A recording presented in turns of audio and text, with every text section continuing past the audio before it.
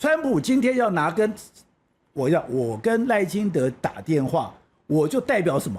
代表军售不是你说了算，军售是赖清德说了算，军售是这个赖清德才是真正管理这个土地的人，他讲这个地方的人。那如果是这样的话，那个对中国来讲，就是一个非常重要的、最重大的外交的这个所谓的挫折哦。今天最大的问题就是，川普已经在冲撞这个中国共产党跟中华人民共和国一个最严肃的国家的政策，就是台湾可以谈，但是谁教他这个事情呢？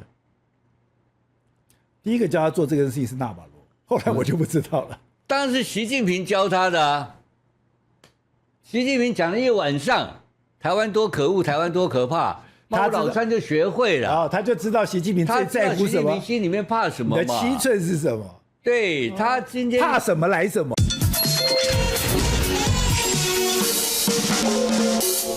川普有丢出了一个让台湾人非常震惊的消息，就是他在上飞机前接受一个媒体访问，那个媒体访问非常直接的问他说：“你会跟台湾的赖总统通电话吗？你会跟他来谈军购的问题吗？”他并没有否认哦，他说：“哦，会啊，会啊，我会跟很多人谈，我们来谈谈这些问题。”而且这个的前一个是他在空军1号接受媒体的访问，他在空军1号就讲说，他当然不希望说有人认为说，因为有美国的人的支持，所以呢你就走向了独立。那另外一个关键就在于说，他说军购这个问题，他会跟管理台湾这个地方的人来好好谈一谈，而管理台湾地方这个人，当然就赖清德总统。那为什么川普要做这个动作？因为川普在第一任上任的时候，他曾经打电话给这个所谓的蔡英文，结果当时据说他的感觉非常不好，因为他打完电话给蔡英文之后呢，受到中国排山倒海的压力，让他去跟中国交往的时候受到很多的干戈，所以他说：“他不要再犯这个错了，他不要再跟这个台湾的这个领导人或者是台湾的总统来这个会面，或者有任何的接触。”那如果是这样的话，那在这个时刻，为什么又主动的把赖清德给搬了出来？有人讲说，他其实在创造一个筹码，因为他跟中国的谈判还没有完结，中国给他的承诺都没有履行，甚至川普需要中国最关键的就是伊朗问题。中国如果能够在伊朗问题帮川普一马，现在川普陷在伊朗的这个泥淖，可能比较容易脱身。所以这个台湾牌如果打出来，会对中国产生压力吗？那如果这个台湾牌打出来以后没有压力，中国不买单，他真的会打电话给赖清德吗？那如果真的打电话给赖清德，那美中台三边的关系又会发生怎样的冲击呢？谈到这个问题，当然我们要找这方面的专家，非常熟悉的美丽岛电子报董事长吴子嘉来跟我们聊天。董事长你好。郝杰好，各位网友大家晚安。好，董事长刚刚讲的，这是一个最新的发展，所以一定要来问你，一定要问你说这个到底怎么回事？我们知道第一次他在这个所谓的幕僚建议的状况下接了一通电话，接了这个蔡英文总统恭贺他当选的电话。接完电话之后，我们看到后来他的这个所谓的里面的白宫的那个幕僚所写的说是，他非常生气，他觉得他被骗了。我接了这通电话之后呢，对我没有任何的好处。我知道川普是一个交易的人，我没有好处。结果呢，中国又给我排山倒海的压力。那我本来上任以后，我要跟中国来往，我要跟中国交易，我要跟中国互动。结果呢，门都被关掉，他就很生气，说：“以后我再也不要跟台湾的这个领导人或台湾的总统来见面，或者是说有任何接触了。”那这一次为什么又特别的把赖清德给搬出来？宝杰，我们是不是可以回头看一下？昨天刚好是520啊，520啊，总统有做了一个非常非常精彩的演讲啊。演讲里面的很多的对台湾有未来的期待哈，但它中间有一个对我们国际大环境的叙述哈。整个演讲里面漏了一个最关键的一个名字，漏了什么？川普。因为昨天已经整篇没有提到川普，他整篇没有提到川普，而且他一直强调说台湾的未来台湾人决定，台湾要有抗拒，要有抵抗外界这个境外势力的这个境外势力的侵犯或者压力，类似这种说法。那今天的境外势力就来了，川普就来了。所以昨天我写了一篇文章，就是我们的总统为什么不面对现实呢？总统昨天就知道川普会在我们的台湾的上空，在阴影的不断的环绕啊。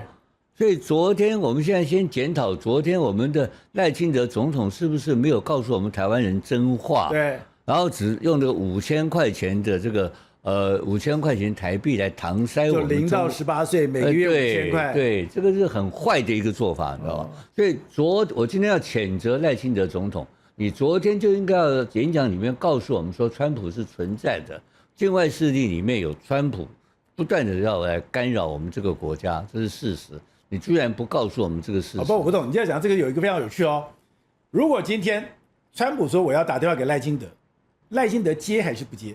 那如果今天川普做了一个动作说，哎，我今天要打电话给赖清德，那赖清德不是接跟不接，他是要不要主动打电话说，哎，川普先生，你要找我吗？我们是不是要来谈一谈？不，这两个你要就回到第二个故事了，就是说你要拿赖清德跟川普打电话，还有蔡英文跟川普打电话，这两个电话不可同日而语。当时是蔡英文确实是设计了川普，用了很低的成本，又透过中间人，然后做了一个外交上的重大的突破，而导致了北京极大的反弹。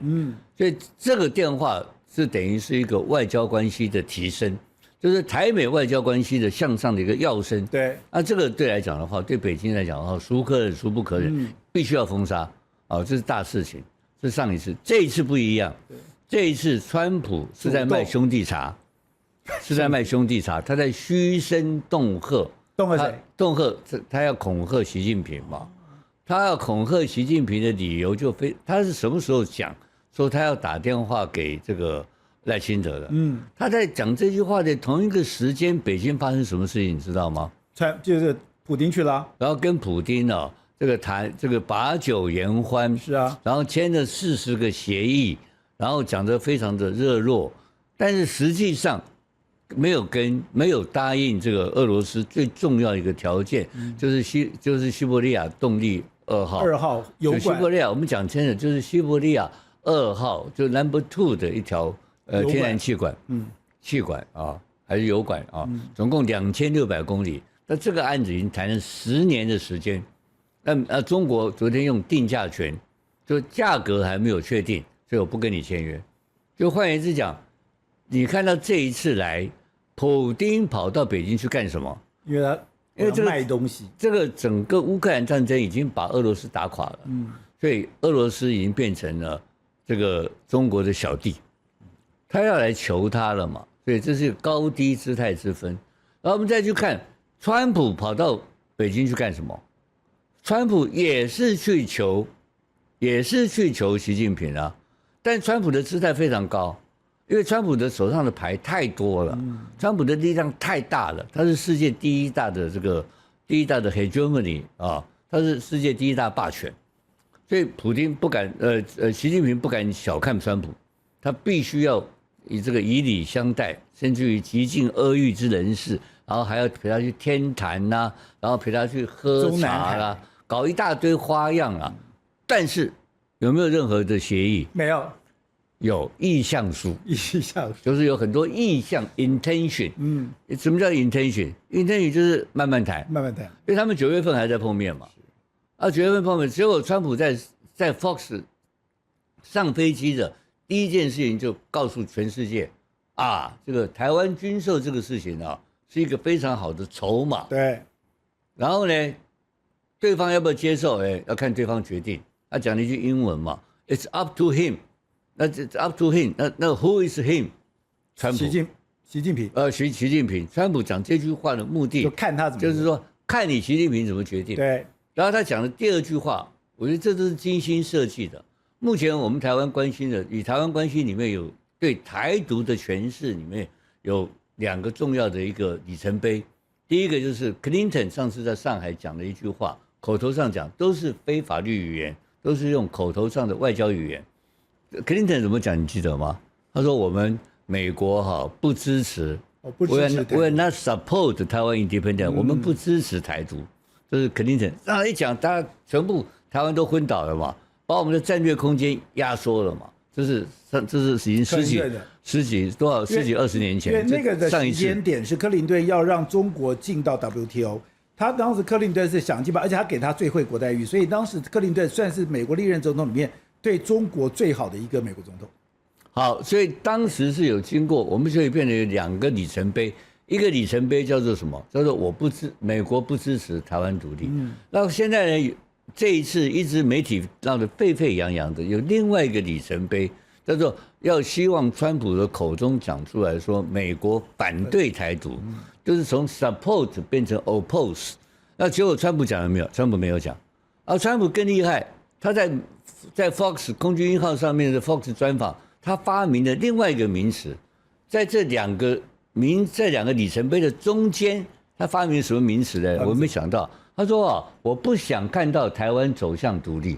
哎，你到底是支持反对，或者怎么或者不支持？他突然间发明一个叫做我不想看到，又变成一个新的一个里程碑跑出来了。他为什么讲到这里？为什么不直接讲到我直接反对？理由何在？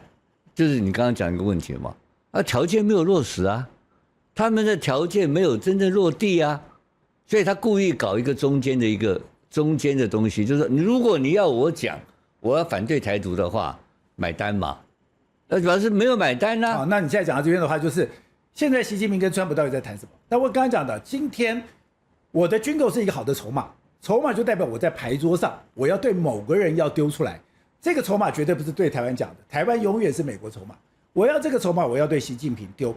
看起来我就是要用这个军售告诉你习近平说，你做了什么事情，我可能不卖；你不做什么事情，我这个军售我可能卖。现在还不止如此哦，现在这个筹码已经不是所有的军售哦，他现在又创造了一个新的筹码。我根本就觉得，川普今天要跟赖清德打电话，就是一个筹码。这个筹码也不是赖清德可以决定的。您刚刚提到说520，他讲，我跟你讲，我觉得赖清德连讲他要跟川普讲电话的能力、跟胆识、跟这个条件都没有。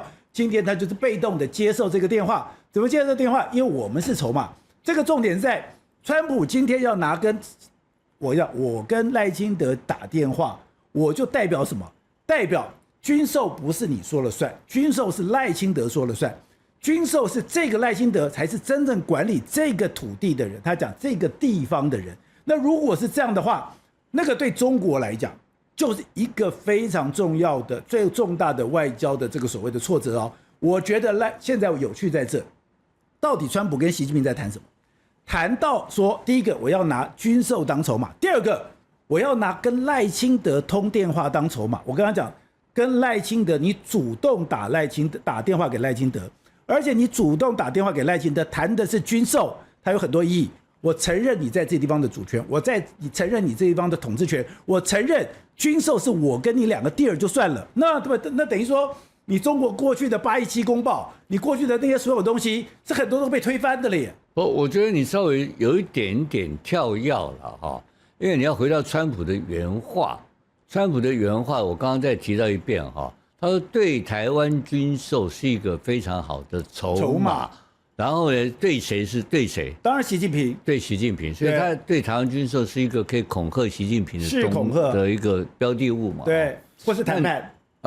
就是恐吓的目的就是谈判。哦，他们一直就川普跟习近平目前两个正在那边扳手腕嘛，对，他们正在谈判中了哈。可是宝杰刚刚讲一句很重要的话。”全台湾大概你讲的最清楚的哈，因为我们当局一直不愿意承认这件事情，甚至于躲避这件事情，就是台湾是美国的筹码，一直都是啊。可是没有人讲出来啊，讲就是啊，没有人讲出来啊。现在你是第一个讲出来的人，我们现在伟大的媒体人终于讲出来这件事情。我现在听到说你讲出来这句话，昨天我也讲了这句话，对，川普也讲这句话，这不是我们自己讲的，我们把川普的话传给大家听。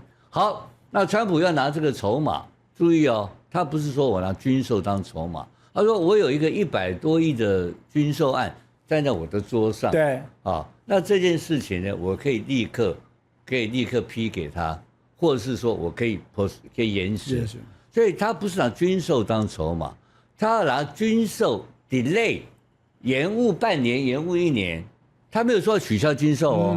因为取消军售他没有权利哦，是因为是美国国会，川普的能力只能够影响军售的 delay， 对，或者提前，或者是说延后。那习近平你想说，我跟你谈一个条件，结果只延后半年，半年后，因为你要知道吗？美国的军售只要一开始实施，一公布出来，那中国就有制式动作，抗议、降级、外交降级，然后演习等等动作。那我现在讨好你半年没用，不，我又要跟你翻脸，对，那我不是傻了吗？但习近平来讲说，我没有必要对你妥协，或者我没有必要跟你 deal。我跟你 deal 的时候，你的筹码不香嘛，你的筹码不诱人嘛，你的筹码因为他的筹码不，所以有人就提出来，我看到中国大陆一个学者在《纽约时报》讲，那个我认识一个姓强，他年轻派学者啊，可以啊，他说我们买半年可以啊，然后我们就买一些大豆吧，就大豆换半年可以的。波音飞机买几架换一下也可以，那就是现在的状况。这个是没，就是在讲现在在谈的东西，表面上在谈的东西，那实际上他是不是谈这个？当然不是嘛。只要他要求什么东西，他要求的东西就是你刚刚讲，他要能够脱离这个中东的泥淖。对，那这核心的问题就是中东的泥淖。那你现在讲关键了。其实现在川普他的东西很简单。我就是因为我陷在了这个中东的泥淖里面，而且现在川普在美国的民调里面，他的这个支持度只在36%，他的这个所谓的反向已经到了62%。另外一个关键点就是，他现在的30年的这个公债殖利率已经破了5点了，已经破了5了，这已经到5.1了。这个对他的整个通膨，对他的整个未来美债的这个压力，都是一个非常巨大的压力。他不要解决，所以好，我需要你习近平帮我解决你这个伊朗的问题，因为只要只要中国继续支持伊朗，你的军援也好，能源也好，各方面，伊朗就可以撑下去跟美国对干。那习近平要美国什么东西？习近平如果这样讲谈判的都要各要各的嘛。那你今天川普也要做一些妥协、一些忍让啊。那我习近平才可能帮你啊。那这个东西就是谈条件啊，大国就谈条件啊。那我谈什么？我们首先呢，我们现在谈川普，他不是很幼稚的一个人。当然了。因为他要求中国做的事情，习近平要能够，一定是习近平做得到的要求。当然，他不会要求一个习近平做不到的事情，所以我们把范围要缩小。一定精算过了，他一定精算过，他要求他做什么事。你注意看，在这个整个中美谈判的过程当中，你去分析他哪些事情是跟荷尔姆斯海峡跟伊朗有关的。我发现了一个重要的东西，他要求中国买美国的石油跟天然气。对，这个是关键。对，因为当他买了美国的石油跟天然气的同时，他就会减量，就减少对伊朗的采购。对，所以这个是习近平做得到的。是，这个很简单，我只要把订单转过来就好了。当他这边的量一减的情况之下，那对川普的力量就变得非常大，所以他这点他做得到。那第二件事情他做得到的事情，就是联合国，因为联合国行使否决权，他要制裁伊朗的否决权，那这个是习近平做得到。可是习近平如果做这件事情的话，要命了，因为表示他就是背刺嘛。对，他完全跟伊朗翻脸，他跟很多他的小弟南方国家，对，就完全不信任他嘛。没错。所以我觉得第二件联合国的事情他可能做不到，然后是习近平做不到。但是买天然气跟石油这件事情，这个中美双方会达成协议，而且应该已经有口头上的承诺。然后还有一个对荷尔姆斯海峡跟伊朗态度，他很清楚，两件事情习近平同意啊，就公开，就是第一个通行，就是开放通行，开放荷尔姆斯海峡；第二个不准这个发展这个核武，在禁止核武跟这个开放荷尔姆斯海峡。这2点口头上都有协议了，口头上答应他的事情啊，所以他才会谈到花了1个晚上吃饭的时间跟他讲台湾问题。他讲了一句话，他说啊，我花了好几个小时，习近平跟我解释台湾问题，我终于搞懂了那个地方。他开始没有用国家了，对，他以前还认为说台湾是个国家，他用地方的，他当天的用字。就开始讲地方，然后后面才延伸出管理者。好，我要讲伊斯兰女人，所以在伊朗这个交易才是他真正要的交易。对，这是川普要的交易。然后我觉得他被习近平摆了一道，或者说他认为他被摆了一道，因为你刚刚讲了很多条件嘛，他的压力嘛，他顶不过去了嘛。对啊，所以川普已经顶不过去了嘛。所以我今天上午写了一篇文章，请我们宝杰哥来指教嘛。我的文章的标题叫做狗急跳墙的川普啊，但是后面有一个问号，就是因为我也不是外交专家，狗急跳墙的川普才是真正今天的实况。好，所以他现在提的第一招，他告诉你说，当你在跟普丁你侬我侬的时候，在这个重点，你今天川普刚刚讲，我也承认川普现在有点在这个伊朗上面焦头烂额，在这个伊朗焦头烂额的时候，他需要习近平的帮助。可是重点来了，习近平有帮助吗？习近平现在提供的这个所谓的协助，或者习近平的如果的介入，可以让川普这个所谓的离开伊朗的泥淖吗？那如果今天川普认为说啊，你习近平我跟你谈了，我还不能陷入泥淖，他就干嘛？翻桌啦，他就翻脸啦，他就冰斗啦，冰斗之后赖清德的角色就出来了。你把这个问题啊，你再看《纽约时报》大概是3天前有一个报道啊，就是以前出卖台湾的那个啊，出卖台湾那个东西，不是出卖台湾，是伊朗的以前一个总理叫阿杰莫尼还是什么样子哈，被逮捕。这个人就是被以色列跟川普规划要接掌政权的人，所以他们的内部的政变在持续发展中。那这个人目前生死不明了哈，你这个名字大概小编事后再可以帮我补一下，好不好？所以我想意思在哪里？他这个事情在动态发展中，所以川普跟以色列在伊朗部分的手并没有停，当然，而且压力会，他的手可能更残忍。是啊，他航空母舰在那，更残忍了。然后革命卫队，还有一个，川普到达北京的前一天，他的外交部长到达北京去见王毅，他们要得到他承诺，他们非常担心说到底伊朗怕什么？就伊朗的外交部长跑去中国看，伊朗怕什么？怕被卖啊。什么事情他可以卖掉他？所以我想我们不知道。有很多地下的跟水下的事情在发生中，那这个发生中，川普不是笨蛋，他也不会跑去求，他也不是那么简单的求他。对啊，他中间一定有一些deal交易在进行当中。好，我们这一段按下不表。我要补充一个，川普讲了一个非常微妙的话，他说我跟你要求一些 favor， 你也会跟我要一些 favor， 然后这个 favor 弄来弄去以后呢，我可能就没有办法。我的意思是说，到底他跟人家要什么 favor 啊？中国跟你要了什么 favor？ 那这个 favor 是谈下去的时候是谈都不能谈。现在我的看法反而是说，现在就伊朗问题上，中美是没得谈，双方都有各的尴尬。中国不可能放弃伊朗，中国不可能背刺伊朗。他如果背刺伊朗，他在世界这个所谓的这个第三世界领导这个国家的地位就没有了。那川普现在我觉得这一次里面就摸底就知道你帮不了我，我也帮不了你。大家就开始，现在有一种可能，这个双方你们的合作是会开始，还是说两边开始那种？我觉得我打个岔，对，不是这样子的，不是这样吗？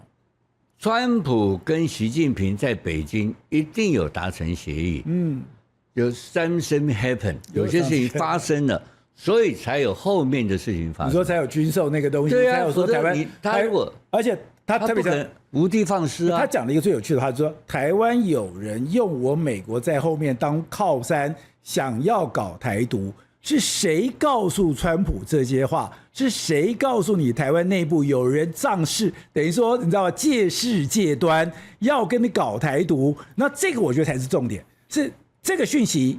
就是我刚刚讲的，跟您报告第二次，第一次的工作会议的工作午餐。第二次的跟川普的私人的晚餐，那个晚餐跟他在花园里面喝茶，秘密花园喝茶那一段才是核心问题。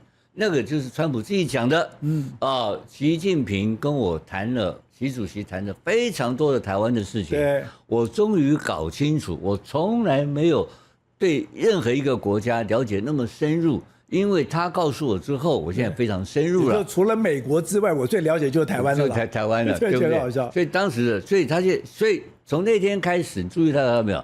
他的战略的话语，他的形容叙事的方法改变了。不是美国方法，他是用习近平的方法来形容这个台湾关系。对，他的用词都改变了。他的用字，他的叙事方式改变了，那所以这个改变是一个重要的发展。那但是真的有那么笨吗？没有那么笨，因为讲话改变不等于事实改变嘛。因为法律还是在法律在了。所以我刚刚讲的意思在哪里呢？到今天，他不耐烦到这种程度，突然间打出一张牌说我要来打电话给赖清德，那个前提是什么？你知道吧？就是你更早讲的一句话，你刚刚一开始开宗明义讲到，就是他在 Fox 的时候被采访的时候讲到一句话，他说我要跟那个当地的管理者谈一谈。对，他在 Fox 没有讲，他是后来在空军1号的时候跟那个记者对话的时候讲，那个也是 Fox 啊。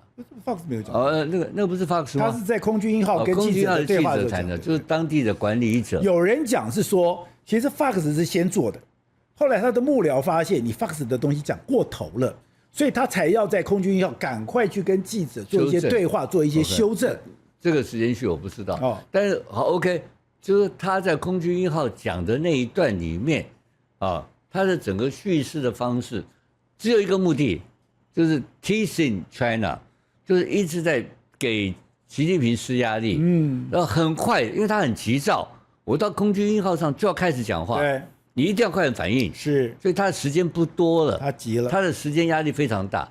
结果中国反应了没有？没有反应，没反应，没有反应的不多，更恶劣，把普丁叫来，告诉你说您别唠叨，你看到没有？他给中国的人民看到，我这个习近平这个伟大的领导人，对，我川普来了，你看普丁来了，美国总统来看我，现在普丁也来看我，我是这个 King of the Kings， 我王中之王，扮演出这种姿态，变成地球王，突然间变成习近平。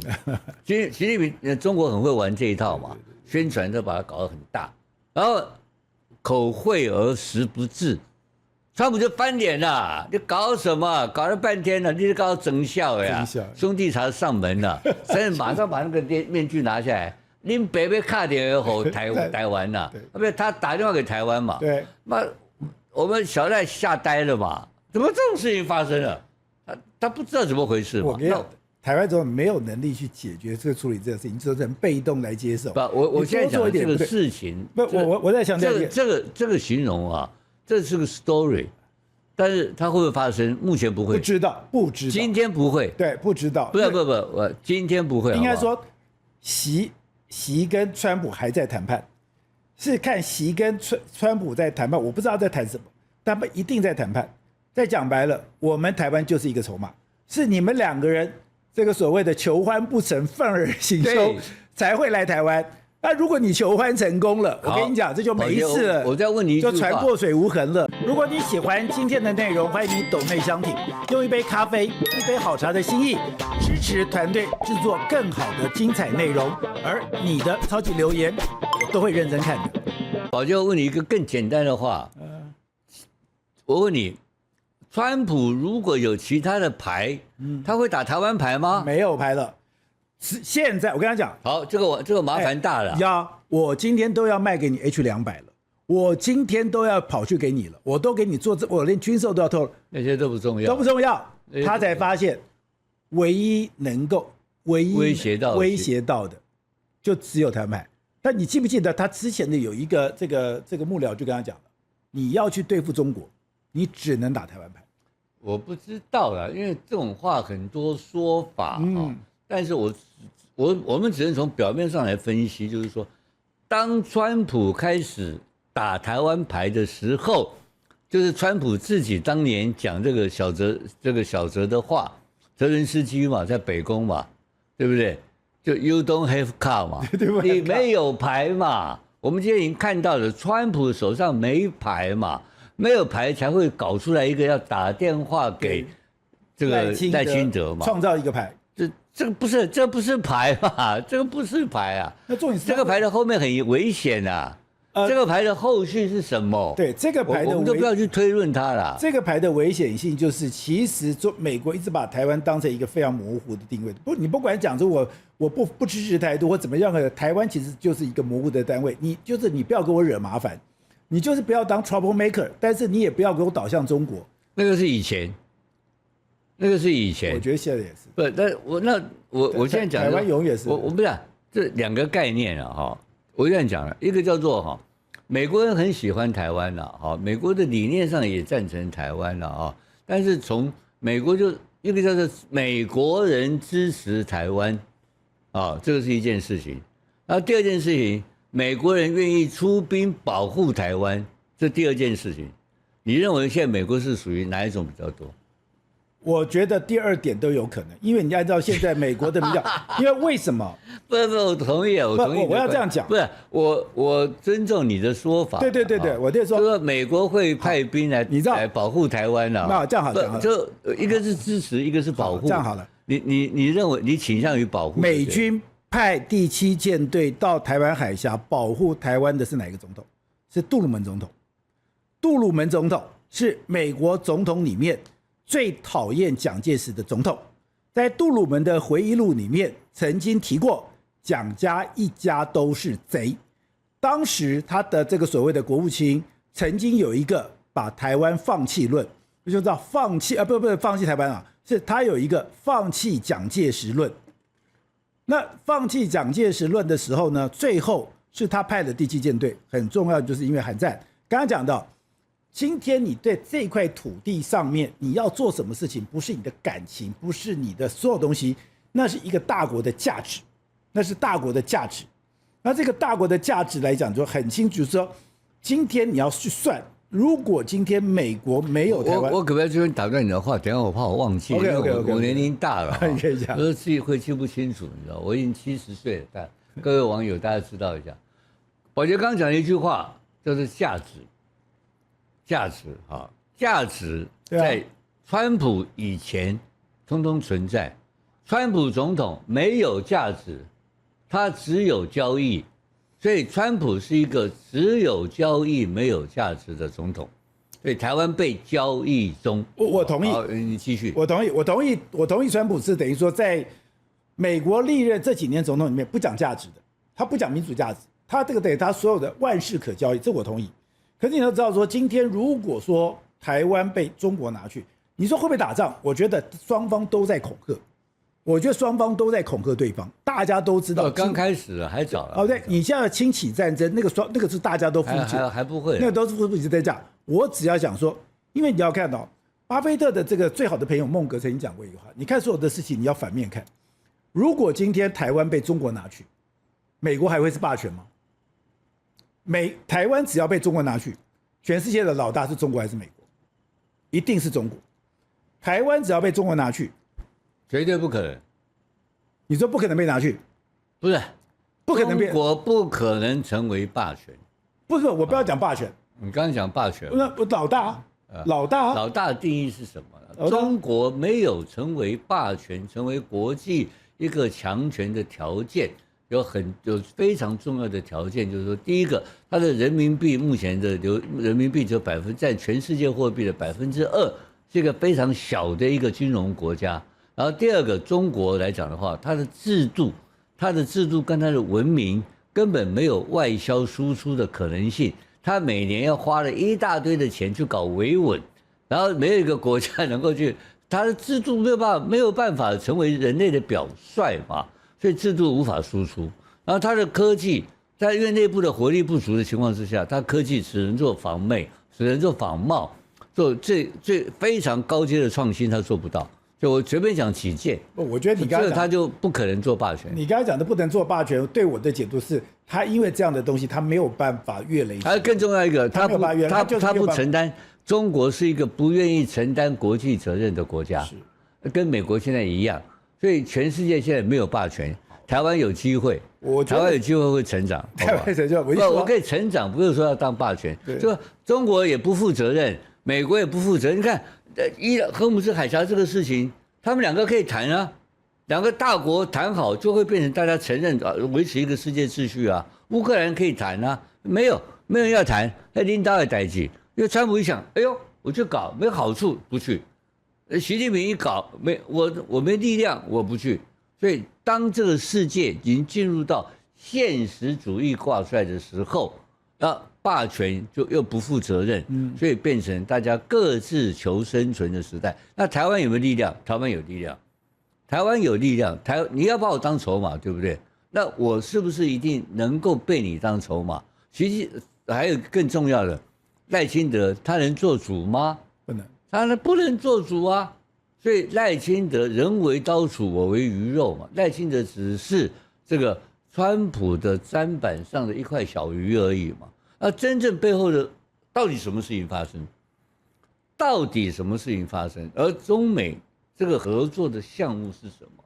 它成功的可能性有多大？到目前来讲的话，还未定之天哦。因为在美国的集团这边有以色列，有海湾国家，以色列跟海湾国家整个总的战力、军力，包括财力，目前是世界第一的。当然了，那习近平到底在等什么？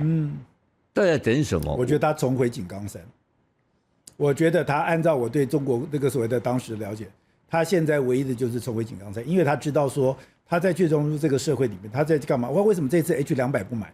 他 H200不买就很简单，就是我一定要发展我自己自制的东西，因为我还会知道说，我今天不这样子做，我未来我一定会被你制裁。所以你会看到，现在中国做的很多很多的事情都在自保，他其实都在自保。他其实做的很多事情是，我今天我要让我这个国家，我要付出再大的代价，它一个基本的原则就是让这个国家可以在最低限度的状况下，它可以运作，否则的话。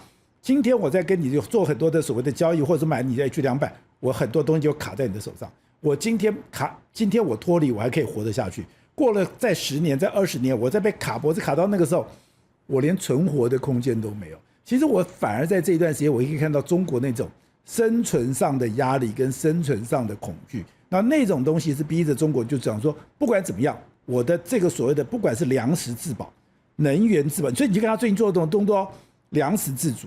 能源自主，今天的这个科技自主，对他来讲，他要透过自己能够掌握，然后那个活下去，这个对习近平来讲，我都觉得他是一个最大的原则。中国的成长是另外一个议题了哈。我们今天要谈到台湾，你开宗明义谈到的就是说我们赖清德总统啊，赖清德总统今天他一定要承认说，这个所谓的境外势力干预我们台湾哈，这个事实他昨天忘记讲啊。今天来补讲一下，美国是境外势力干预台湾，所以当一个诚实的总统，让我们的人民能够了解多一点，然后我们有时间，我们能够自己来救自己，因为时间因为战略之窗一直在不断的收窄当中，台湾人民需要有自救的时间啊。那这个机会，今天。变成我们从原来的美国是一个台湾的保护者，现在美国从保护台湾跟这个中共对抗，这是过去的关系。现在川普现在跑到中间来了，他说我现在 neutral， 他自己讲的啊。他对台湾的安全是更安全还是不安全？他说中立，他是说你觉得台湾是更安全还是更不安全？他说那个他讲是 neutral， 不是讲说他自己的安全跟有什么好中立的？他的位置是中立的。他的位置可能不一样。这个是我觉得台湾的感受应该讲，台湾没有因为这个对话更安全或更不安全。他的位置从保护者变成了一个秩序的维护者啊，秩序的维护者就是说，你不可以搞台独啊，你不可以搞这个，不可以挑衅，不管怎么讲，就是川普把位置调整了啊，因为他被习近平影响，我的看法了啊。这我的看法，一家之言不见得对。那今天就是在这个情况之下，那原来他是要保护台湾的人，所以说台湾突然间变成筹码嘛？你刚刚已经承认了嘛？是什么？如果台湾变成筹码的话，那美国或者川普就不是台湾的保护者，对不对？怎么会有人把自己的保护的国家拿去当筹码呢？不可能嘛！所以交易的筹码的形成，就是因为美国的位置改变。这个是一个方向性，是或者川普的位置改变。川普的位置改变的情况之下，好，那我们再推演。这点我要就补一下，就是说，在美国你在看待美国的时候呢，你要去看到他的整个精英政治。他就说，我曾经听过有一个人跟我讲，他说美国80%或90%人都笨蛋，但是他有10%的人非常聪明，他是由这10%的人在领导这个国家。而且你要看到了，美国他们现在的政治工作者跟台湾不一样。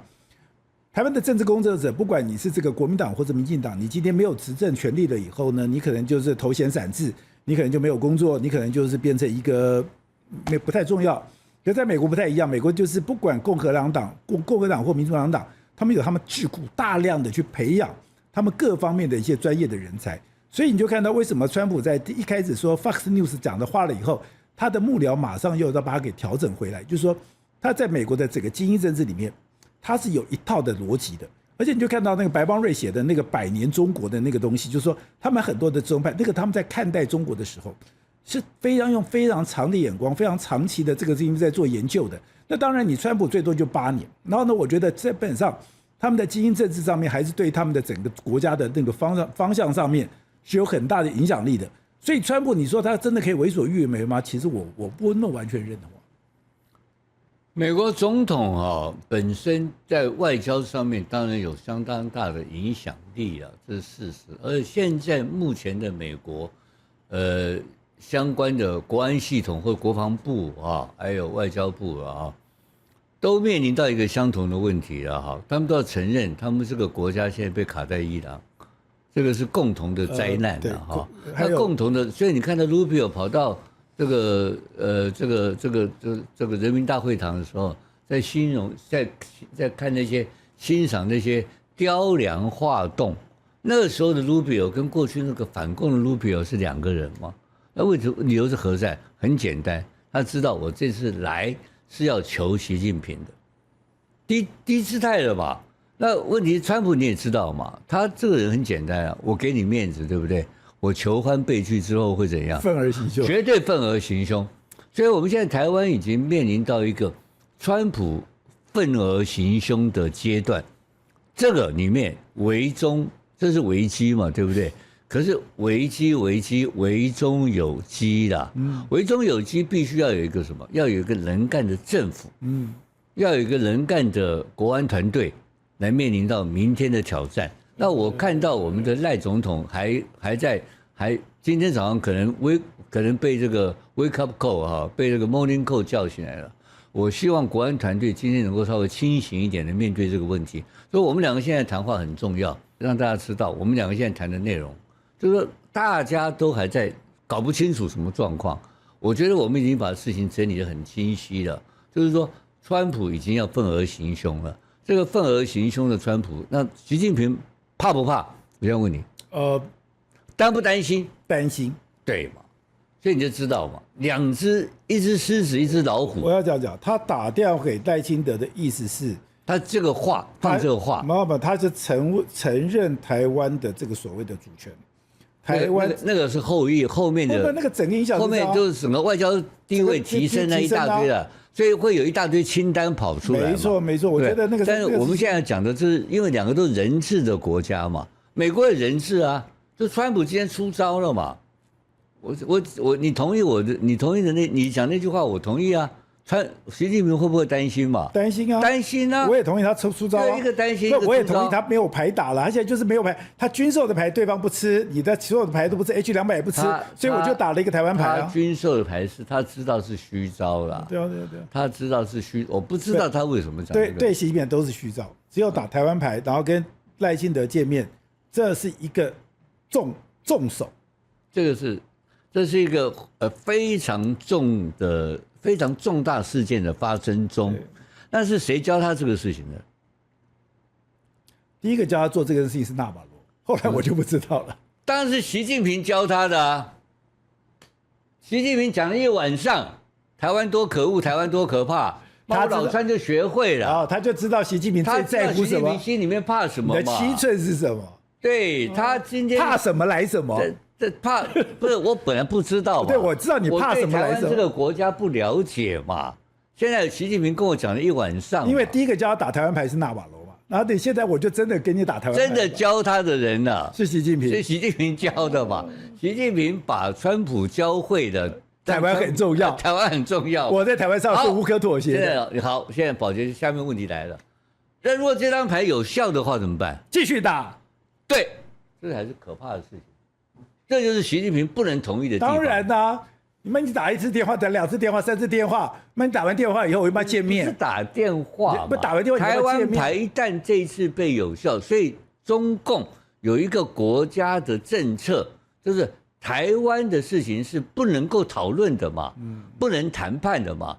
所以所以很多人都在讲，我记得我在你这个节目里面讲过嘛，怎么会有一个人叫做中国国民党党主席去挡军购？我说没有这回事，不可能有这种事情，因为他不能谈的。哎，台湾的事情让你们能够来讨论，我这个国策就被崩坏的嘛。今天最大的问题就是川普已经在冲撞这个中国共产党跟中华人民共和国一个最严肃的国家的政策。就是台湾可以谈，当我今天可以打电话，你要跟我谈判，我跟你讲，这个游戏规则完全改变。没错，所以你刚刚讲的很对啊，你马上回应了，你根本用膝盖反应就告诉我说继续打，当然继续打，对不对？这好，这才是最可怕的地方。那这个继续打没完没了，对啊，那谁能控制？说哎，打2次不要打，下次这个可以打，那个可以打，没这回事。只要美国发现台湾还打得有效，他永远不会停。那后面怎么办？这个游戏规则改变了嘛？好，就会有一个新的规则出来，这才是今天这个问题的核心点。我跟你讲一个故事好不好？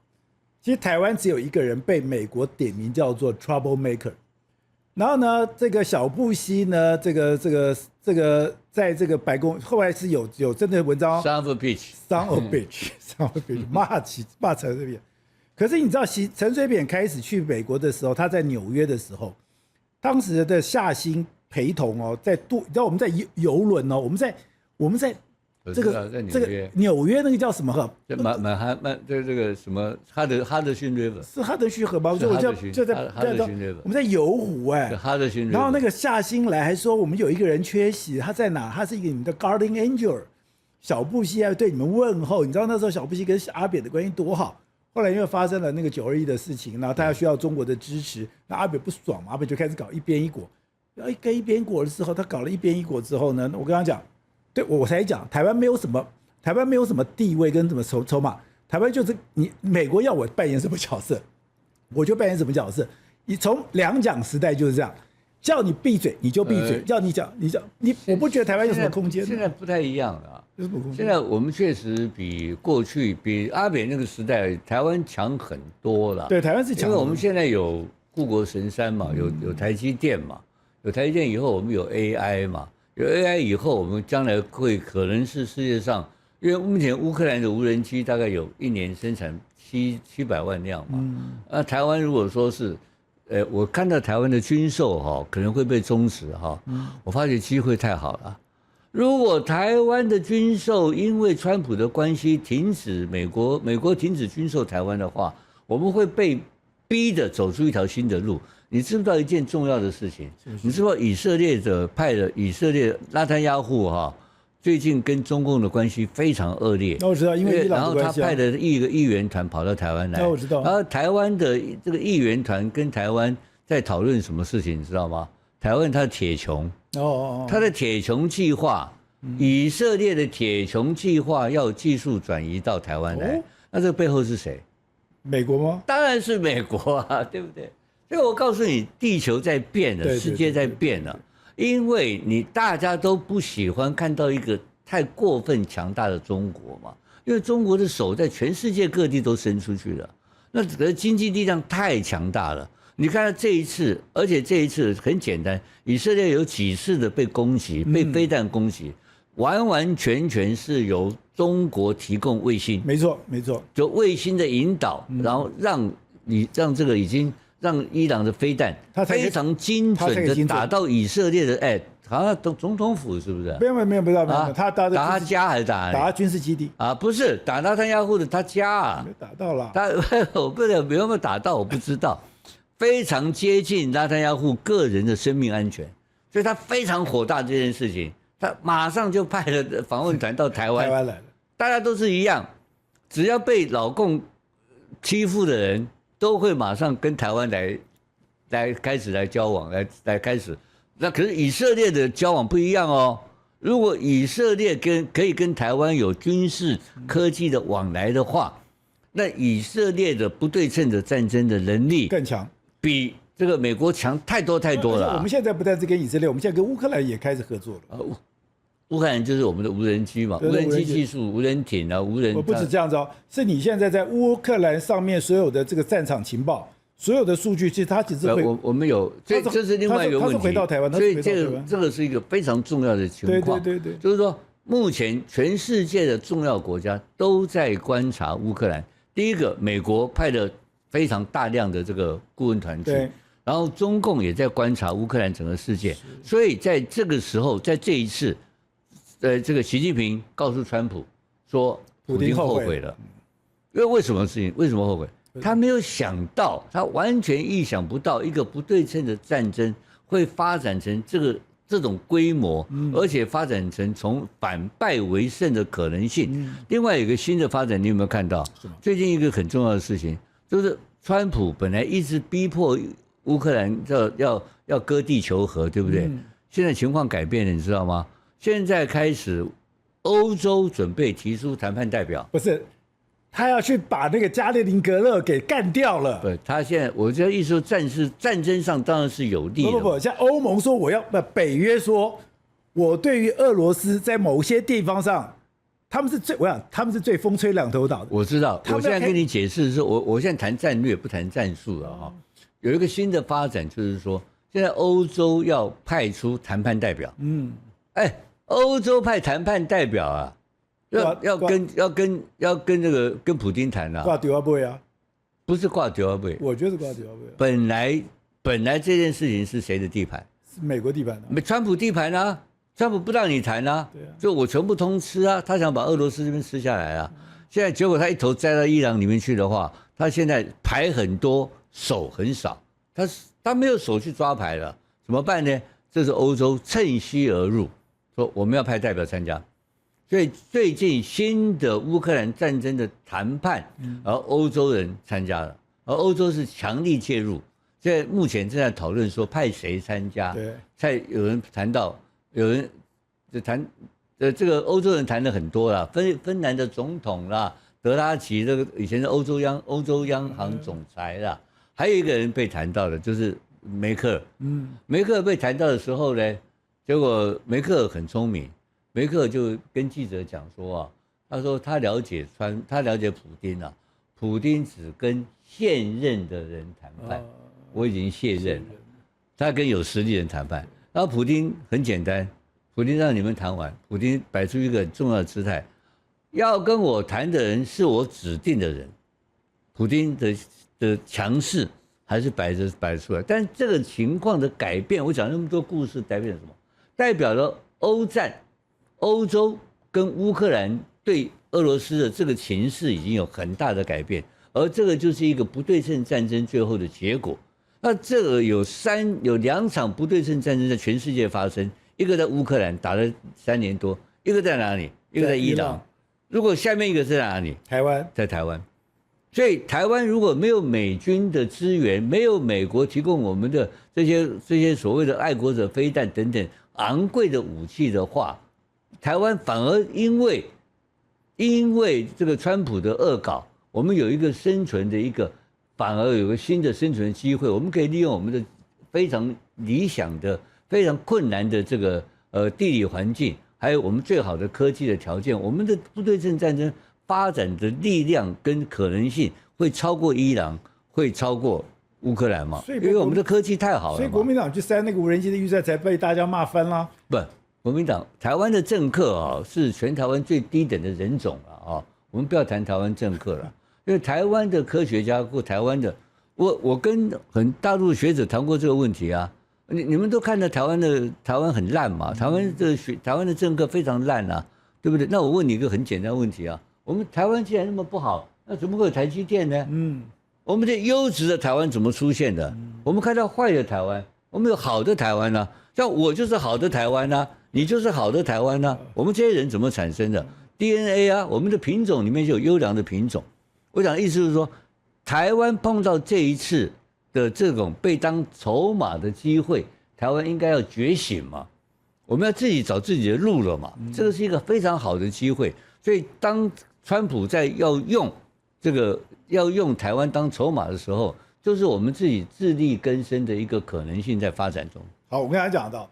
今天大家对台湾来讲，一个最大也可以对台湾最深刻去思考是，如果川普真的他要打电话给赖清德，那如果打电话给赖清德，那就代表说他承认他是这一块土地真正的领导人，也代表说台湾跟中国金价长博高最博牢，也代表中国对于台湾的军售是没有任何智慧余地，只有这一块土地的人才有办法来谈论。可是真的会打电话吗？现在其实作为政治工作那么久，也就我跑那么久，我从来不相信任何人。你如果跑久了政治，你就知道没有人是可信任的。我们也不会去相信川普，但是我们要去注意到说，他现在做的所有的动作，他现在是已经真的把台湾当成一张牌了。对啊，当你把台湾当成一张牌的时候，台湾人到底要怎么来看待，怎么来因应，怎么来自保？非常谢谢吴总跟我们的讨论，让我们又是开始这种非常的看清楚这个后面的故事了。宝杰非常感谢宝杰，非常感谢大家收看。非常谢谢您的留言，而您的留言我们都会来仔细的阅读。我们非常谢谢施娜77，你说谢谢我们的制作团队的精良内容，他小小心意，我们也感受到你的心意，我们也会努力的来制作您喜欢的一个内容。那我们也非常的感谢这个是 Bo Dream Came True Bo。然后呢，你说谢谢我的用心访问，你谢谢洪医师认真教学有关肾的健康这个知识。现在对于这种健康医疗是我们在网络的部分非常认真要耕耘的一块。我们当然希望台湾未来是一个强壮的国家，台湾未来也是一个伟大而这个健康的国家。另外，我们也感谢了这个 QB Jackie。那你说我们导正了台湾往正向的道路的无形力量，这就是我们努力的方向。因为我们相信说，走对方向，走正确的路，比什么都还重要。那我们也非常谢谢这个 Albert 王，他说你深有同感，从大中小去观看事情，希望能够找到不同的产业来说说他们的成长趋势。我们知道现在台湾的整个产业趋势是呈现一个大爆发的状况，现在连韩国都非常的紧张，所以未来我们也会多报道这种产业趋势。我们希望大家共同来成长。另外就是非常谢谢林立清 D2S， 他说你现在看到了伊隆马斯克的打不败神话，现在台积电的50公里的强大供应链，我们现在也会针对这些国际趋势，而且在整个国际变化的当中，台湾我们到底扮演什么样的一个角色？然后，那我们也看到了，另外就是这个 Lovely 这个您提到的，就是说感谢我们精辟的见解，把台湾的情势诠释得非常的清楚，这就是我们现在要努力的方向。因为台湾一直在往前走，台湾的往前走，我们要相信台湾。另外就是这个所谓的7-5里面，你特别就很感谢，我们也感受到您的这个对我们的肯定。我们真的非常谢谢。另外就是这个蓝静，您说谢谢我们制作优质的节目，他是一个退休人士，支持台湾，我们也希望整个台湾一起来进步。另外就是这个 Boy K， 然后呢，你说谢谢我们提供这个内容，然后您说您是政大传院的学生，那我们也非常谢谢你喜欢我们的节目，我们也会非常努力的来感谢您对我们的一个喜爱。另外就是 Kenny KH4TC， 那你说很久没有看到宋老师了，那就宋国成宋老师。那你当然我们在两岸国际之间，我们也会多做这样的一个报道，甚至就是一个 Helen Pan。然后呢，你说谢谢明老师，明老师是我们非常重要的访问的来宾，未来他也会定期来上我们的节目。非常感谢你们这个喜欢我们也会非常认真，我们非常感谢，因为这么多人喜欢我，对我们来讲那是一种责任，那也是一种我们需要的这种所谓的使命，我们会好好的把这些工作做好，谢谢。